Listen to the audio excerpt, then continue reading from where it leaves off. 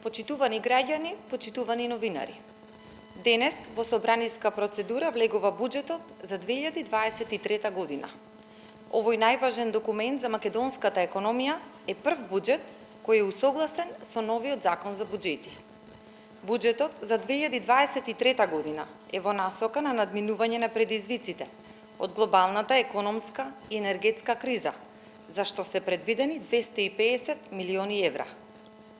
Приходите во споредба со 2022 година се зголемени за 14,8%, додека дефицитот се намалува на 0,7% поени во однос на проекциите за 2022 година.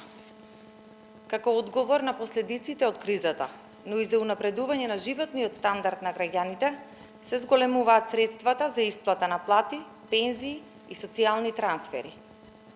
75 милиарди денари или 10% повеќе се зголемуваат средствата за исплата на пензии, додека 12,5 милиарди денари се предвидени за исплата на надоместоци за социјална заштита на најранливите категории граѓани.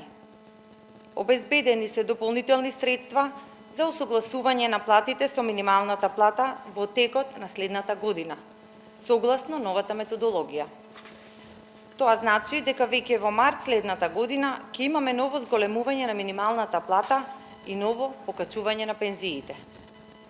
Во буџетот не се занемарени ниту капиталните проекти кои се на ниво од близу 800 милиони евра, односно се за околу 52,3% повисоки во однос на проекцијата за 2022 година. Буџетот за 2023 година е развоен и обезбедува услови за зголемен економски раст, кој во следната година според проекциите на ЕБОР треба да изнесува 2,3%, што е повеќе во однос на проекциите за растот во земјите на еврозоната, кој исто така според ЕБОР е проектиран на 0,3%. Повикуваме сите пратеници низ конструктивна и аргументирана дебата да го поддржат буџетот за 2023 година, кој е во интерес на граѓаните и македонската економија. Ви благодарам.